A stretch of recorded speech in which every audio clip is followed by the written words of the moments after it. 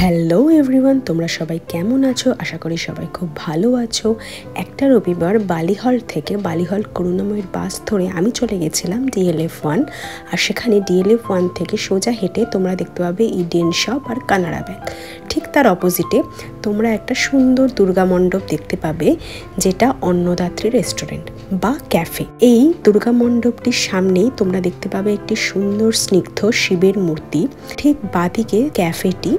এই ক্যাফের একটি অংশ পুরোপুরি ডেডিকেট করা মূর্তি বানানোর জন্য। এখানে মূর্তি শুধু বানানোই হয় না, মূর্তি বিভিন্ন জায়গায় যায়ও এখান থেকে। তারপর আমরা চলে গেছিলাম খেতে। এখানকার অ্যাম্বিয়েন্সটা খুবই কোসি আর খুবই হোমলি অ্যাটমসফিয়ার। তাই একটা রবিবার করে নিজেদের বন্ধু বান্ধব, ফ্যামিলি বা কোনো প্রিয়জনকে নিয়ে তোমরা এখানে চলে আসতে পারো। আর এখানের খাওয়া দাওয়া খুবই রিজনেবল প্রাইস। প্রথমেই আমরা পেয়ে গেছিলাম একটা ওয়েলকাম ড্রিঙ্ক।